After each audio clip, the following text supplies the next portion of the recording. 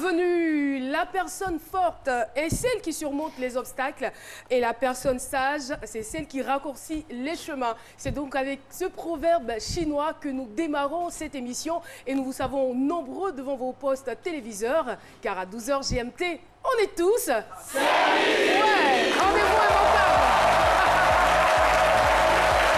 On est très heureux de vous retrouver et à chaque fois que ce studio est bondé de monde, ça nous va droit au cœur. Il y a de belles couleurs, il y a de jolis visages, il y a des visages rayonnants, il y a de beaux vêtements aussi, j'ai envie de dire, de très très beaux vêtements.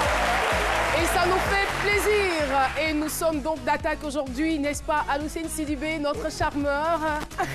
Là, Ça va, tout va bien? Ça va super bien, ça va wauement bien comme j'aime le dire. Et en plus avec ce charmant public, ce chaleureux public, ça ne peut qu'aller encore plus mieux.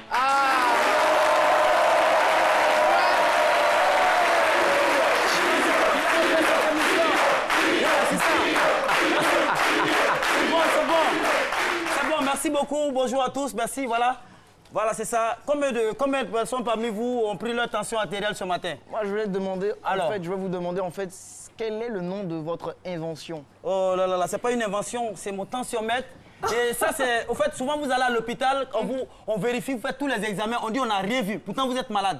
Ça lutte contre... Ça dit sorcier peut rien contre ça, quoi. Vous voyez un peu? Ah d'accord. Voilà. Si vous voulez, on peut l'appeler sorciocomètre, si vous voulez. Voilà. Nouvelle Sorciocomètre, vous mettez...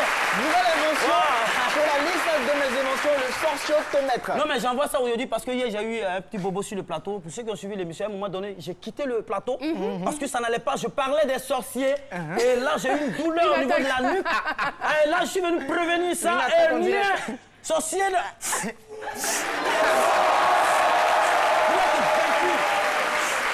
Merci beaucoup, docteur Philo. Eh bien, vous le savez très bien, nous sommes en plein dans le carême chrétien et nous voulons faire un clin d'œil à tous les catholiques qui nous regardent. Et voilà, et comme on parle de chrétiens, on a voulu aujourd'hui vous faire un cadeau. Voilà, un cadeau à tous nos téléspectateurs, puisque le groupe que nous allons recevoir aujourd'hui, eh bien, c'est le groupe, on va dire, le plus connu, le plus célèbre dans le milieu chrétien en Afrique francophone. Quand je vous dis Chilo, vous avez déjà une idée? Gaël est notre invité.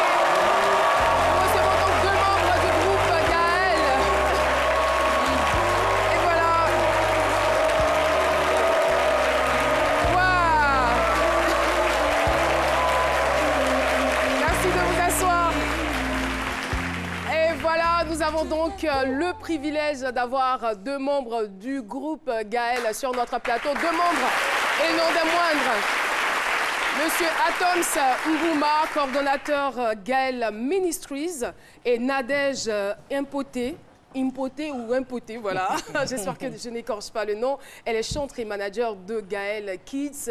En tout cas, c'est ce couple-là qui fait de très très belles choses. Ils sont jeunes, mais dans le milieu chrétien, il ne s'agit pas de jeunesse, il s'agit de puissance. Voilà. On est heureux. De vous recevoir. Et voilà, on parle de puissance, mais la puissance vient d'en haut. Voilà. Merci en tout cas d'être sur le plateau de ce midi. Membre du groupe Gaël, nous avons surmonté de grandes difficultés. On aura donc l'occasion d'égrener ces difficultés-là et puis de savoir aussi comment est-ce qu'ils ont réussi à les surmonter. Voilà. Avant de leur passer la parole, nous allons nous référer à notre docteur en humour. Il a son analyse, des analyses parfois pertinentes. On va donc l'écouter tout de suite. C'est parti, docteur Philo, on te retrouve.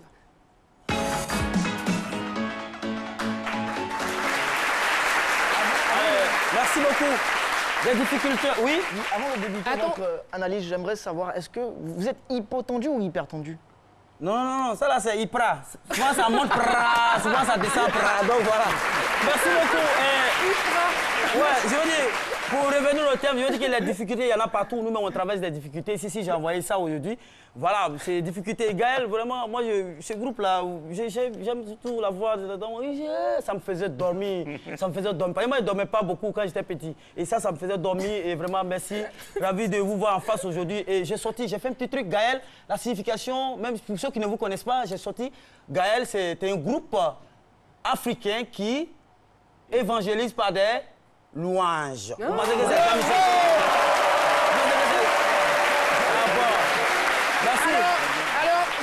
leur dire si Gaël a été toujours connu, on va dire, selon la définition groupe adorant l'éternel, et bien aujourd'hui, grâce à Dr Philo, ça a changé. Donc vous avez plusieurs cartouches en main là. Oui, ils peuvent faire tout ça. Même Zouglou, il peut faire. Donc ça vous dit que les difficultés, il y en a partout, surtout quand on est dans un groupe, dans un groupe, je veux dire, nous sommes des êtres humains, nul n'est parfait. Il y a toujours des difficultés, donc il faut savoir les surmonter. Et il y a des difficultés. Il y avait un groupe à l'époque ici qui s'appelait Arbre de David. Je crois que c'était 3 ou 4 filles qui étaient chantres aussi. Et il y avait tout. Pourquoi le groupe est divisé aujourd'hui? Parce qu'il y avait les autres qui étaient un peu en forme, voilà, 3 en forme. Il y avait une, bon, excusez-moi, qui n'était pas trop en forme. Et quand ils vont en spectacle comme ça, les uniformes là, ils prennent les 2 mètres, 2 mètres. Les morceaux qui restent là, et on coupe là pour donner ça à l'autre là. Et donc ça fait que le groupe est divisé aujourd'hui. Et généralement, c'est beaucoup. Donc il faut savoir surmonter les difficultés. Et donc c'est comme ça, c'est le groupe chrétien musulman. Et les musulmans n'ont pas de problème. Les saints musulmans là, Alima. Là, elle est seule. Elle est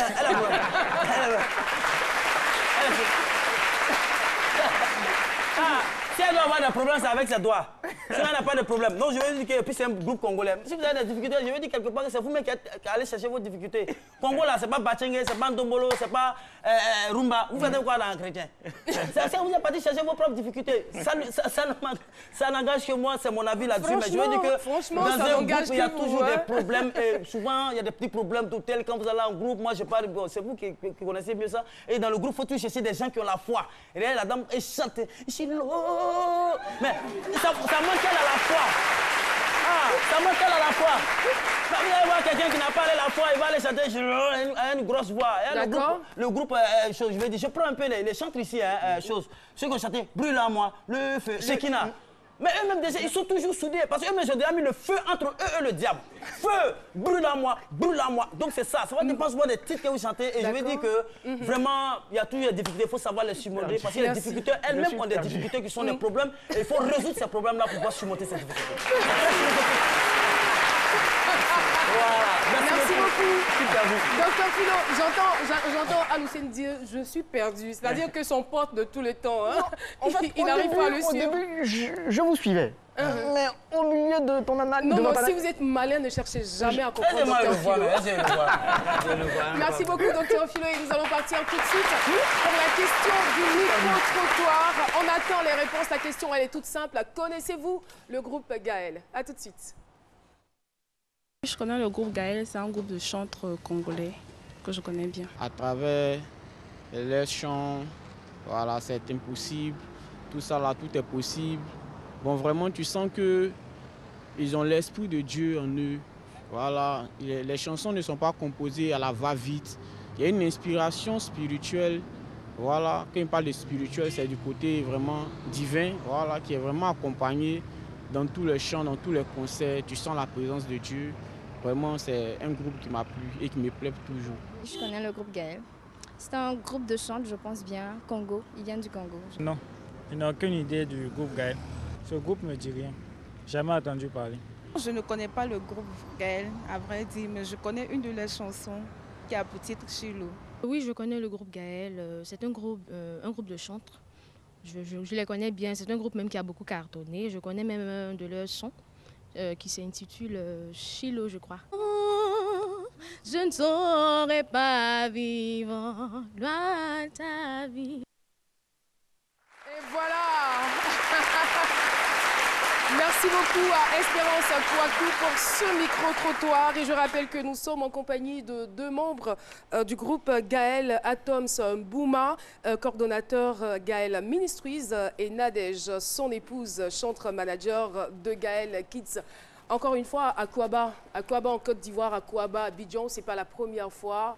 Gaël connaît Abidjan et Abidjan connaît aussi Gaël. Si on veut vraiment se référer à ce micro-trottoir, et on a entendu parmi ceux qui ont été interviewés, il y a un qui disait, on sent que c'est un groupe qui ne compose pas à la va-vite. c'est des textes spirituels, réfléchis, voilà. Et je suis sûre que vous allez dans son sens. Bien sûr.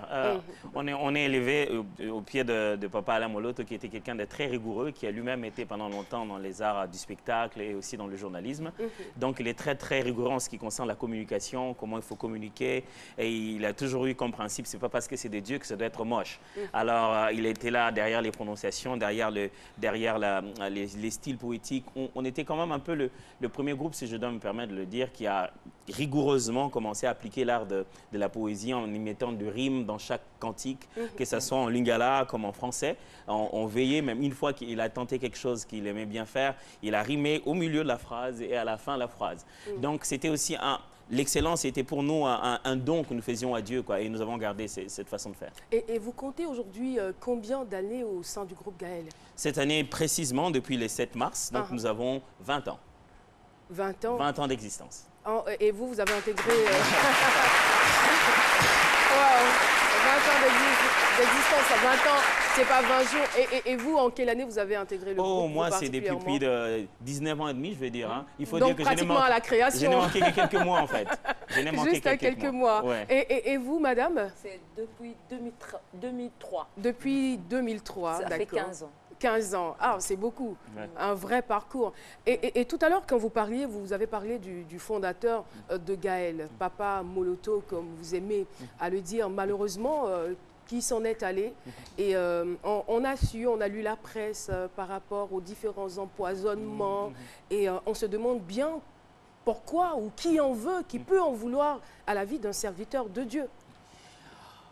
Très bonne question, mais ce que je peux déjà dire là-dessus, c'est que ce n'est pas la première fois que Papa Alain a été empoisonné. Plus de 18 ans de cela passé, il a connu des cas pareils. Alors, sur le chemin de l'œuvre que nous étions en train de faire, nous ne le faisions pas qu'à Kinshasa. Nous sommes allés dans plusieurs pays, dans plusieurs coins du monde, de temps en temps en mettant la vérité à sa place. Des fois, ça énerve certaines personnes, ou des fois, simplement par le fait que vous prêchez à quelqu'un une vérité qui le pousse à changer certaines choses dans son quotidien. Ceux pour qui cela est désavantageux, ils réagissent d'une manière ou d'une autre.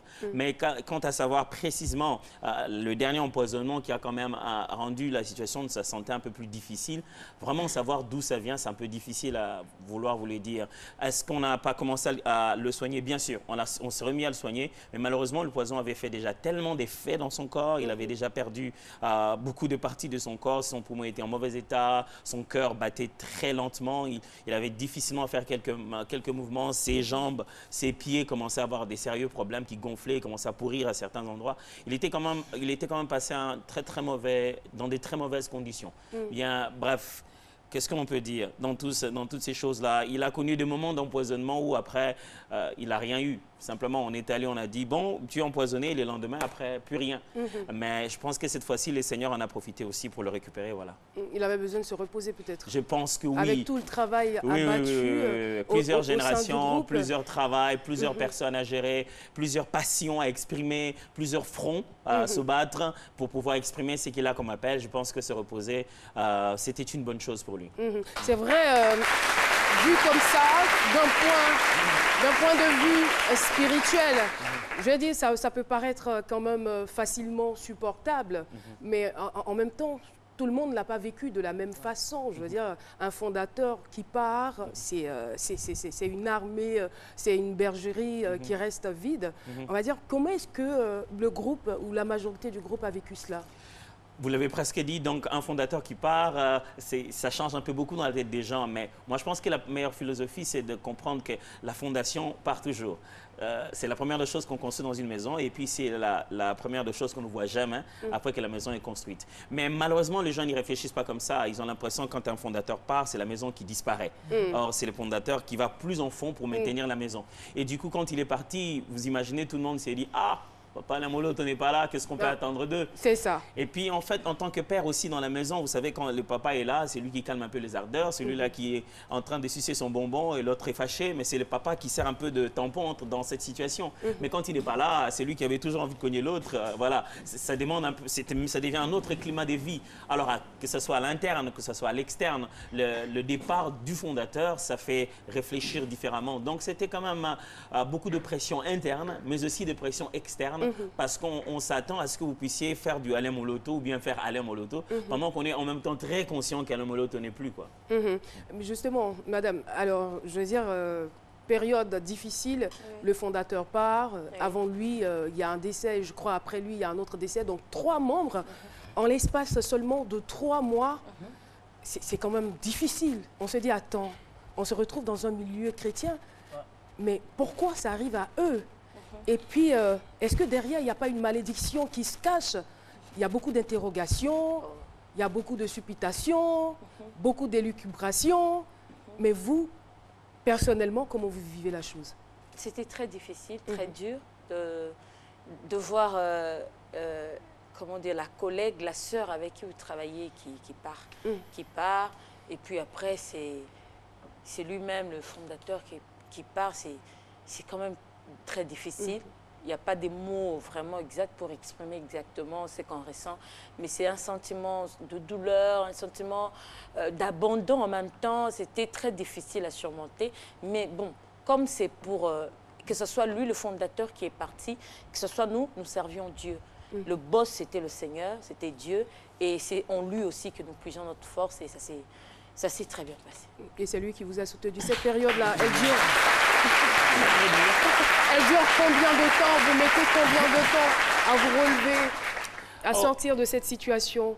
Je veux dire que ça a pris, disons, depuis le 2 août 2013 qu'il est mort. La première fois que nous avons fait une sortie, une prestation publique, c'était le mois de juillet de l'année qui a suivi. Ça nous a pris presque une année avant de nous tenir en face du public et de commencer à leur parler ou à communiquer avec eux. C'est pas évident de passer autant de temps à essayer de ruminer par où on va commencer, surtout quand on était dans un contexte comme celui-là. On a du mal à digérer la mort, vous voyez. On s'est dit, quelqu'un meurt, et puis un autre encore. Oh là là. Et tout le monde s'est dit, à qui le tour, vous voyez. Vous dites, qu'est-ce qui se passe au fond en tout ça? Mais bon, ça nous a pris presque une année avant de pouvoir faire les premières rencontres avec le peuple de Dieu. Donc on a attendu juillet de l'année prochaine pour faire la première convocation de Gaël et commencer la célébration au Saint-Jola. Ça nous a pris du temps.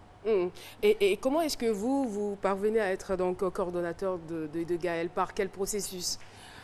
Wow, premièrement, je suis le coordonnateur adjoint. Donc, c'était plus ou moins logique, mais étant donné que nous sommes... C'est-à-dire que vous étiez auprès de votre papa? Non, normalement, je vais dire légalement, je suis l'intérimaire. OK.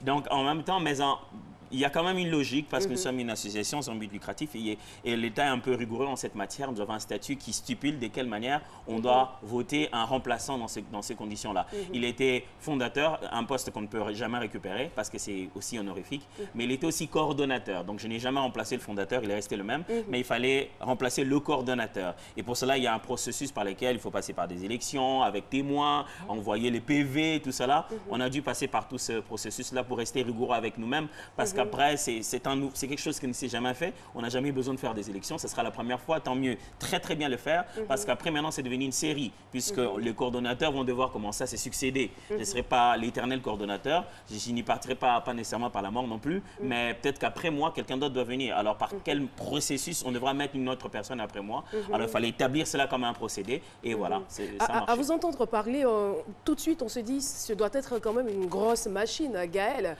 Vous parlez d'élections, vous parlez de processus, vous parlez d'autres choses. Alors, comment est-ce que vous êtes structuré? Et puis, on a au total ou à peu près combien de membres au sein de Gaël?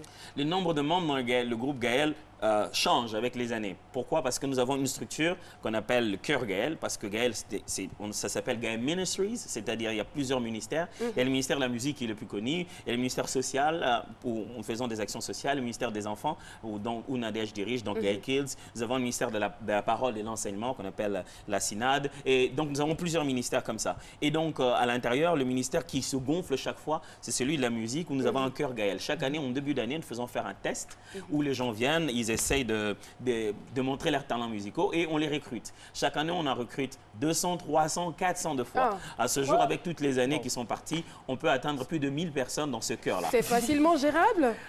Facilement, non. Déjà 10 personnes, c'est pas facile. 200, non, 300 personnes, facilement, non, pas du tout. Ce n'est pas facilement gérable, mais c'est gérable. Donc, d'autant plus que je ne gère pas directement. Moi, je coordonne. Donc, il y a un chargé de Gaël Musique qui dirige. Il y a un chargé donc de Cœur Gaël qui dirige. Il y a un comité qui supervise ces gens, il y a un système, il y a un cursus. Donc, après 20 ans qu'on ait fait ça, je crois qu'on a quand même pris de l'expérience là-dessus. Ce qui fait que les églises envoient des gens qui passent les tests. Quand ils ont réussi, nous envoyons un courrier à leur église pour confirmer qu'ils ont réussi et nous envoyons mensuellement un rapport à leur église pour dire comment ils sont en train d'évoluer. Et nous faisons de l'événement annuel appelé Sanjola l'opportunité de démontrer qu'est-ce qu'on leur a appris et comment ils peuvent se défendre eux-mêmes.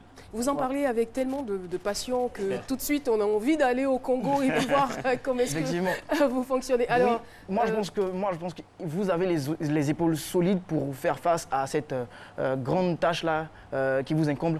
Mais derrière, j'ai retenu un mot, j'ai retenu une phrase. Ils s'attendent à ce que on fasse du papa Alain Molo alors que je ne suis pas. Moi, je pense que vous êtes un produit fini de ce monsieur-là. Et la question la question qui me brûle les lèvres, quel est le souffle nouveau avec lequel vous comptez, je ne vais pas dire diriger, mais mener vos actions? Je pense que premièrement, le fait que les générations changent. C'est lui qui a suivi Gaël pour la première fois à 20 ans maintenant. Quand il avait 2 ans, il ne suivait pas. Quand il avait 5 ans, il ne connaissait pas. Quand il avait 10 ans, peut-être il ne s'était pas converti. Donc, nous avons un public tout neuf, tout nouveau, qu'il faudrait convaincre avec une toute autre forme, je vais dire, de musique, mais aussi des médias et des techniques de communication. Il y a l'existant des Gaël, il n'y avait pas Facebook, il n'y avait pas toutes ces choses-là. Mais aujourd'hui, on doit s'occuper des followers, il faut s'occuper de combien de likes on a. Nous sommes dans un contexte très différent. Mon premier défi, c'est de commencer d'abord à conquérir un autre peuple qui va faire les 20 prochaines années avec nous. Parce que ceux qu'on a eu pendant ces 20 ans, s'ils avaient 20 ans qu'on les a eus, ils ont 40 ans. Dans les 20 ans, la télé va commencer à faire mal à leurs oreilles. Il faudra que je puisse commencer à préparer rapidement ceux qui vont tenir les 20 prochaines années avec nous et continuer à rester frais et continuer à faire promouvoir ce travail. Mais en même temps, trouver les moyens de reconquérir, si pas de confirmer à ceux qui nous ont suivis pendant ces 20 ans que nous sommes restés exactement les mêmes, même si l'emballage a changé. L'emballage, il y a quelques temps, a changé. Je suis sûr et certain que l'emballage même de cette chaîne a changé. Pourquoi? Donc, je pense que j'ai le défi d'actualiser tout en maintenant dans son fond le même message. Forcément, aujourd'hui, dans votre fonctionnement, vous continuez quand même de rencontrer des difficultés. Bien sûr, d'énormes difficultés. La première difficulté, justement, c'est celle-là. La personne qui était habituée à vous voir essentiellement qu'à la télé, absolument à la télé. Vous deviez faire certaines sortes de pubs. Il a du mal à aller vous chercher à l'Internet. Vous voyez, il était habitué à une forme d'adresse. Aujourd'hui, je peux vous donner un exemple. Nous organisons presque chaque mois une réunion de 4000 personnes qui est une réunion essentiellement Internet. C'est-à-dire, nous envoyons sur Internet, nous mettons l'affiche. C'est une réunion d'enseignement. Et 4000 personnes qui sont ensemble. Aujourd'hui, le lendemain, on vous pose la question, on vous dit, on ne vous sent pas. On dit, comment ça, vous ne nous sentez pas? Le jour passé, c'était plein là, des gens. Alors, donc, ce sont des difficultés que nous rencontrons. Mais aussi, l'autre difficulté, c'est que les gens ont besoin de... vous savez, ils ont déjà un goût. Quand ils vous consomment, ils veulent chercher l'ancien goût. Même si, en réalité, ils sont en face d'autres types des grâces et des dons. Mais est-ce que c'est pas légitime?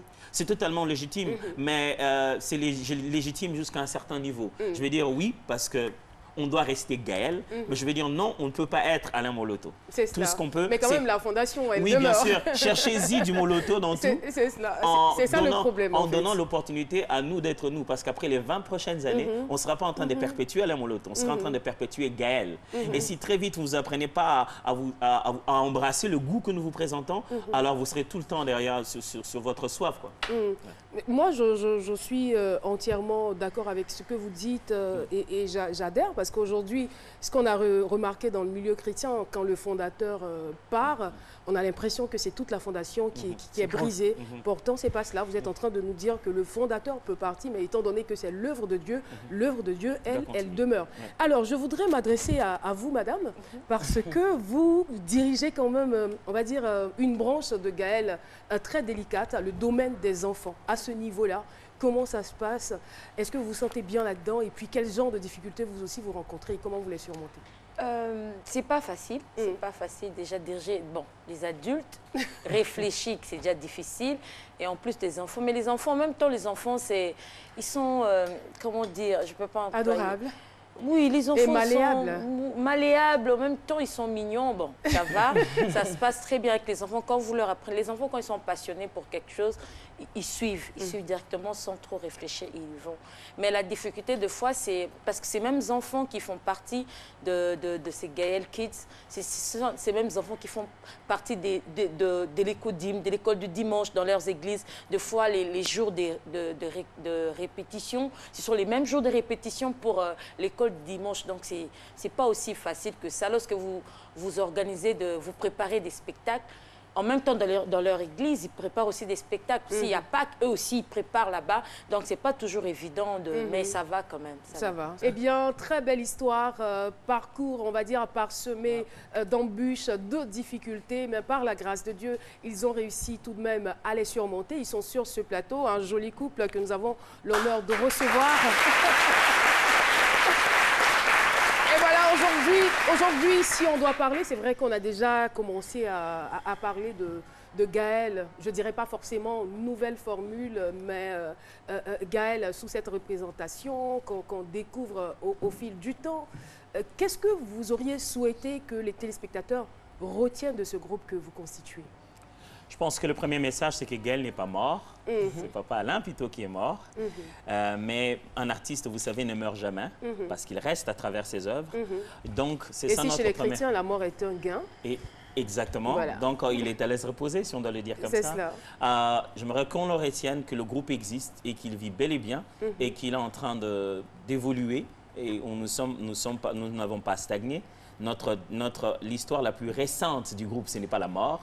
L'histoire la plus récente du groupe, c'est qu'on a des grandes réunions de louanges et d'adoration. Nous faisons des tournées et nous avons un album sur le marché. Donc, le groupe va super bien. J'aimerais que les gens s'intéressent davantage au quotidien du groupe au lieu que de rester seulement sur l'histoire du groupe.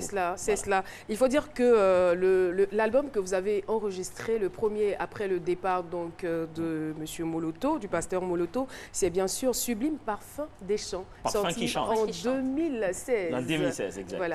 Voilà. Et nous, on est nostalgiques, hein, vous savez. On est très, très nostalgiques. On ne peut pas avoir cette dame avec nous sur le plateau, votre épouse, et ne pas lui demander de nous fredonner quand même un peu de Chilo, quand même. Ou bien, si vous n'êtes pas d'accord, on laisse tomber. Hein. On laisse tomber, non. Non, ça va, là.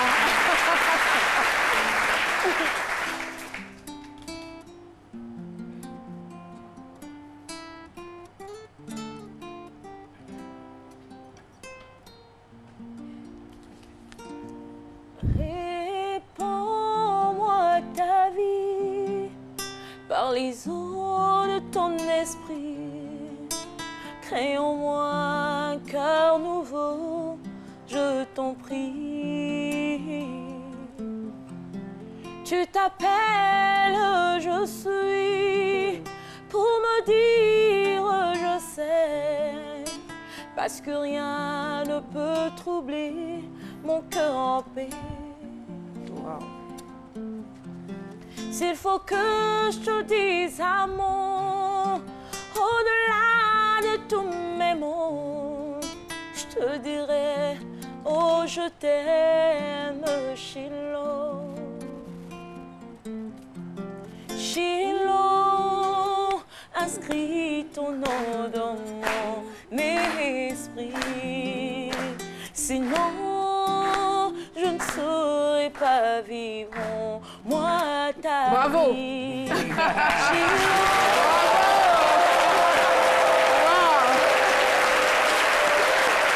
Une voix aussi limpide que de l'eau de roche. Bravo, bravo, bravo. Eh bien, on a envie d'écouter cette voix, de la réécouter, de la réécouter. Je comprends pourquoi Dr Philo dormait en écoutant vos chansons. On va vous retrouver le 18 prochain pour un concert. C'est d'ailleurs la raison pour laquelle vous êtes à Abidjan. Bien sûr. Le 18 prochain, donc au Palais de la Culture, nous avons un concert là-bas à partir de 16h. C'est pourquoi on est là. Merci infiniment. Et ceci marque la fin de l'échange, même pas la fin de la rubrique, parce que nous avons à présent affaire au sage. Voilà. Le sage Il y a un proverbe de chez nous qui dit... Alors, le sage Cassie, n'allez pas trop vite en besogne. On va vous retrouver juste après le dîner.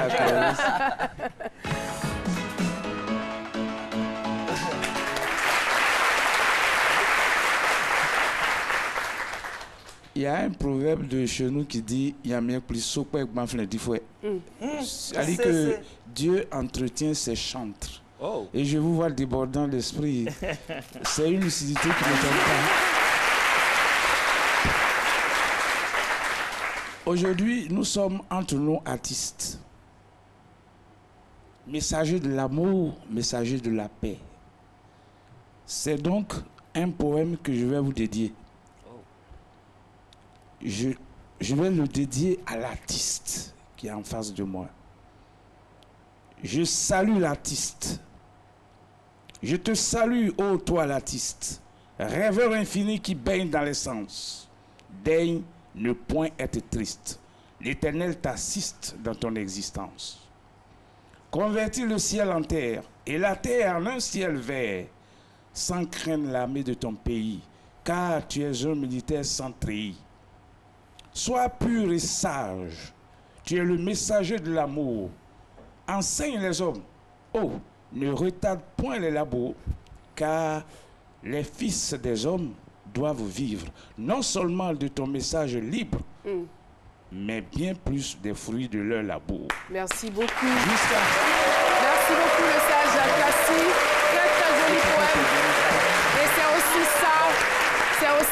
c'est aussi ça. La poésie fait partie de la sagesse. Et c'est un artiste. C'est entre vous, artistes, que vous êtes croisés. Merci beaucoup, le sage Kassi. Et c'est tout cela, c'est midi. On a été très, très heureux de vous recevoir sur ce plateau. On vous souhaite bon vent. En tout cas, bienvenue. Vous êtes chez vous ici, à Abidjan. Et ça sera avec bonheur qu'on vous retrouvera au Palais de la Culture le 18 prochain à partir de 16h. Merci encore. Et voilà, nous restons sur ce plateau, très chers téléspectateurs, pour poursuivre, bien sûr, notre aventure. Je vous invite à retrouver tout de suite Aloucène Sidibé.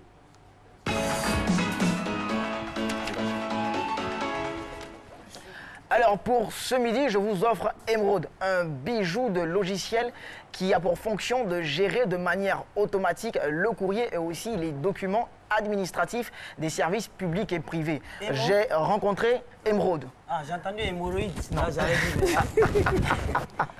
j'ai rencontré son inventeur au cours d'une sorte de conférence où il a invité tous les utilisateurs de son logiciel à prendre part à un échange, un entretien pour essayer de permettre à ce que le logiciel puisse changer de niveau. Et donc c'est pour tout à l'heure avec la complicité de la régie. Comme un bijou aux yeux des acteurs de l'administration publique et privée, Emeraude est un logiciel de gestion du courrier et des documents administratifs inventé par un informaticien de génie du nom de Laurignon Bernard. Donc on va imaginer que madame dépose, madame, c'est vous qui déposez donc le courrier, au niveau du service courrier. On va voir comment le système, vous en tant qu'usager, vous transporte les informations de façon dématérialisée. À la fois un acquittement d'enregistrement, et puis sur la réponse donc, au courrier que vous avez déposé, on imagine que c'est une demande de stage, comment le système vous envoie le courrier réponse à votre demande de stage. On montre que le système a une capacité aussi à capter des flux numériques directement. Ça peut être un courrier qui arrive en pièce jointe d'un email. Donc lui, je peux l'intégrer directement dans le logiciel. On est dans l'application, vous voyez le bureau, il est vraiment simple. Hein. Il n'y a pas de complexité que le système va introduire par rapport au traitement du courrier. C'est quand même des systèmes de productivité. Ça veut dire que tout ce qui sera archivé en termes de documents dans votre base de données, vous allez avoir la possibilité donc d'exploiter les contenus. Je pourrais extraire un paragraphe d'un document pour aller vers un logiciel externe, de type bureautique par exemple. L'email transporte un numéro qu'on appelle numéro de suivi qui vous permettra, si vous le souhaitez, de donner la possibilité aux usagers d'interroger l'organisation quant à la situation de traitement de leur courrier. Ce qui va me demander maintenant, c'est de sécuriser l'image. Donc je vais mettre un cachet électronique, c'est l'équivalent d'un sticker électronique. C'est une signature numérique, au sens de la signature numérique. La ressource là, on ne peut plus la falsifier. Selon ses utilisateurs, Emeraude est une véritable bouffée d'air dans la modernisation d'une administration essoufflée par la paperasse. Nous avons essayé plusieurs éléments de réponse de courrier, ne serait-ce que l'archivage, parce que la problématique c'est la recherche de courrier. Un courrier qui est déposé aujourd'hui, dans 10 jours, il faut pouvoir le retrouver. Compte tenu du volume, évidemment, la recherche manuelle devenait difficile. Et donc, avec une solution comme Emeraude, déjà, quand le courrier ou bien les courriers sont dématérialisés, qui sont scannés, Donc en un clic, vous retrouvez votre courrier. Emeraude est un logiciel qu'on attendait depuis longtemps, très facile à utiliser. Automatiser les procédures de traitement du courrier, dématérialiser et archiver les documents pour une amélioration des services publics et privés. Voilà entre autres les avantages qu'offre le logiciel Emeraude. Je peux vous assurer qu'il y a des administrations qui traitent des courriers de haute sensibilité. Donc ce type d'information, ce type de ressources-là doit être entouré, donc, je dirais, de services de confidentialité qui garantissent que n'accède pas au contenu donc, de ces différentes ressources qu'il veut. Ensuite, il y a la traçabilité. Combien de fois, je pense qu'on a tous eu affaire à l'administration, hein, où on dépose un document, un courrier, et puis on ne sait plus trop où le courrier se situe donc dans le circuit de traitement. Eh bien, ces systèmes-là résolvent de façon, je dirais, rigoureuse cette problématique-là. Il n'y a plus de problème de traçabilité. On a fait quand même un travail de fond en termes d'architecture pour permettre que cette solution-là s'adapte à toutes les organisations, quelle que soit leur, je dirais, leur taille ou l'intensité donc, de leur activité en termes de courrier ou en termes de gestion documentaire. À la tête d'une équipe de jeunes Ivoiriens, Lorgnon Bernard multiplie les solutions au service de l'administration publique et privée.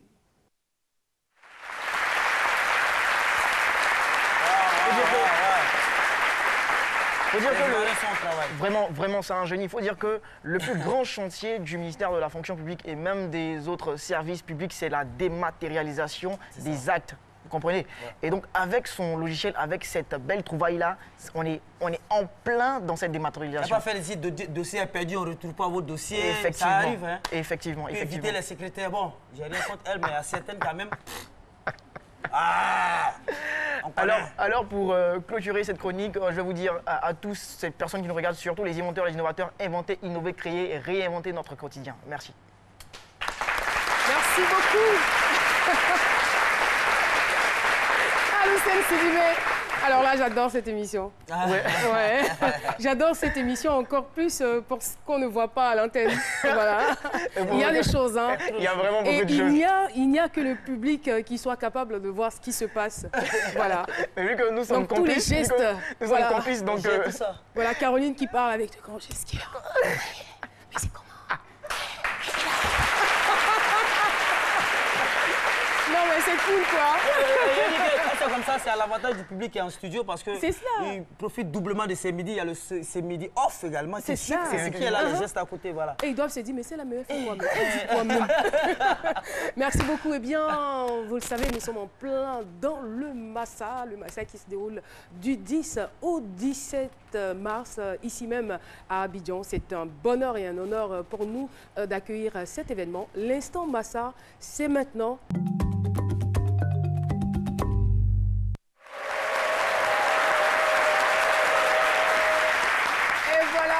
Je ne sais pas si vous avez entendu parler de la nuit de l'humour au Massa, en tout cas moi particulièrement. S'il y a un événement que je ne veux pas rater, c'est celui-ci, un événement qui va réunir, on va dire, une quinzaine d'artistes venus de la sous-région. Ils seront bien sûr accueillis par leurs homologues ou confrères humoristes ivoiriens.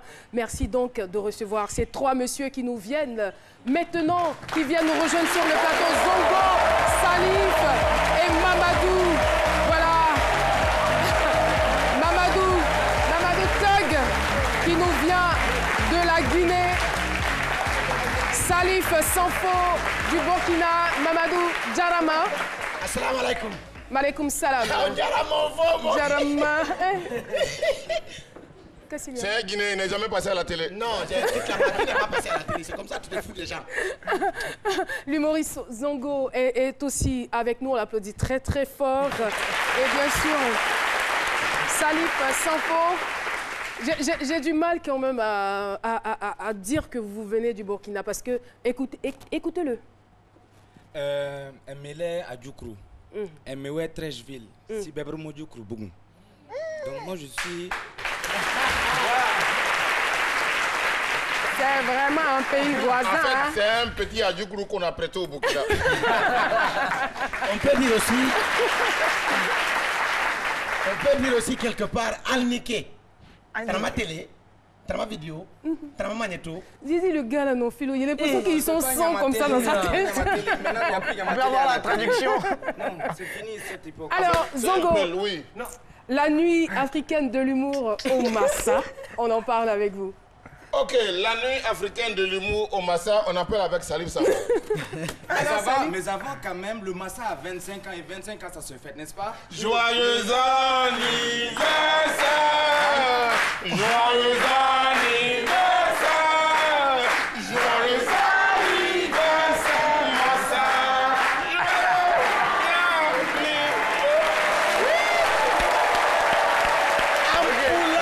Ampoula!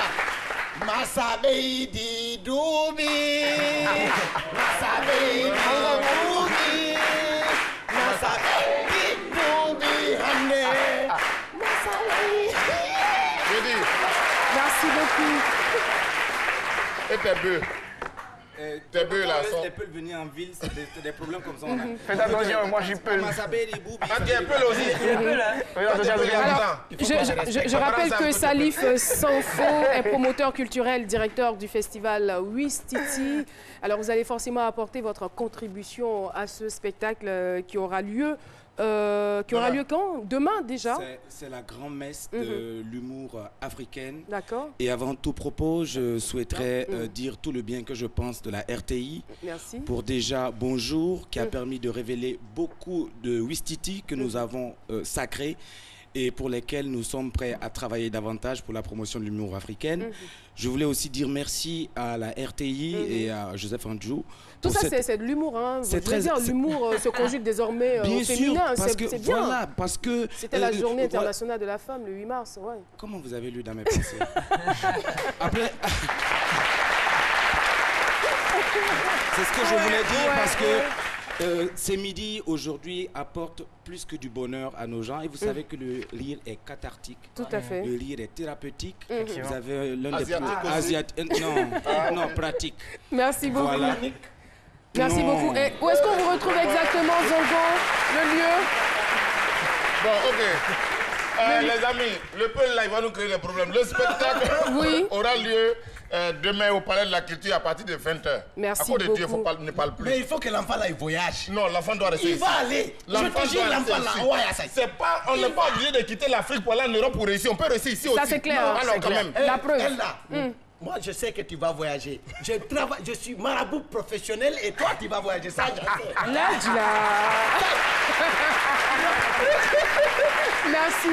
Merci infiniment d'être passé sur le plateau. De voyager. Et en fait, c'est très important que vous sachiez que c'est 3 heures de spectacle avec les meilleurs humoristes ivoiriens qui reçoivent les meilleurs humoristes africains. Vous allez avoir la direction artistique de Maréchal Zongo, Omega David qui revient sur scène. Vous allez avoir Koro Abou qui sera en conflit avec Omega. Vous allez avoir Daiko, le numérologue, qui sera avec Mala Adamo, AKDK, KPG, la Jaguar, magnifique.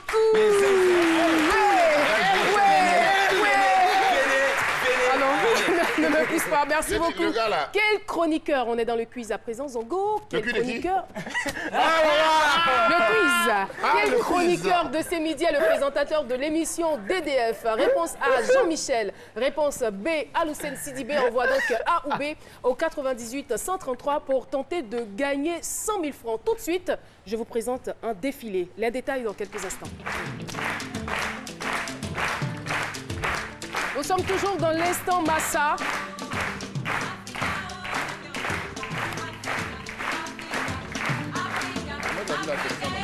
C'est ça.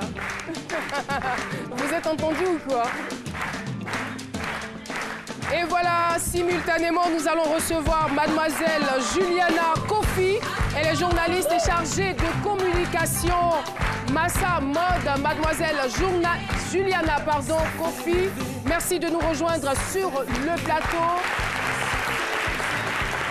Massa Mode, défilé de mode des stylistes Sylvanac avec sa collection Black and Gold et Petros. Voilà, la mode a toute sa place dans ce Massa. Bonjour Zongo, vous lui prêtez votre micro s'il vous plaît. Juliana Kofi, bienvenue sur le plateau de C'est Midi. Eh bien, la mode au Massa, on en parle avec vous. Ah oui, aujourd'hui nous aurons la mode au Massa. Il faut reconnaître que c'est...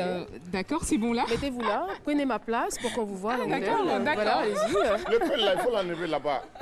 Allez-y. Alors, effectivement, nous aurons la mode aujourd'hui au Massa et nous parlons des découvertes internationales. Il faut reconnaître que moi, aujourd'hui, je suis vraiment bien encadrée puisque je suis avec Edmonda Gassen, qui est mannequin et qui est aussi... qui signe... Non, pas du tout. Pas du tout, qui est égérie au Cameroun. C'est un mannequin très connu. Nous avons aussi... Petros Tété, voilà, qui nous a présenté cette très belle collection. Aujourd'hui, nous invitons toutes ces personnes-là à venir voir le Massa. Donc, c'est au total 70 créateurs, 75 mannequins, dont 50 femmes, 25 hommes, avec 10 tenues, 10 venues de l'étranger. De l'étranger, voilà. Les 2 premières journées ont déjà eu lieu. C'est un défilé des nouveaux créateurs et des locaux. Donc, pour cette soirée, on attend 20 créateurs internationaux qui vont présenter leur collection événement. À ne pas manquer également, vous êtes férus de mode, vous voulez découvrir de nouvelles choses, n'hésitez pas donc à venir. Et c'est où et c'est quand ? C'est au Palais de la Culture, à l'espace Léon Robert. Alors, on veut préciser quelque chose. C'est la 3e fois que la mode se présente au Massa. Mais il faut reconnaître que lorsque nous parlons de notre identité culturelle, nous devons faire référence à la mode avant toute chose. Merci. Et donc, venez au Massa. Beaucoup. Ils ne sont pas forcément artistes, mais ils ont été avec nous tout le long de cette émission. L'Institut supérieur Sainte-Foy d'Abidjan, la jeunesse estudiantine catholique du diocèse de Grand-Bassam et le fan club C'est Midi. Merci d'avoir été avec nous. L'émission est donc terminée et j'ai été très heureuse de vous la présenter. Voilà. Juste vous dire que l'émission est terminée. Voilà, tout simplement. Et si vous aimez ce qu'on fait, on vous donne rendez-vous demain à partir de 12h. Et n'oubliez pas le rendez-vous humoristique et aussi le rendez-vous de la mode.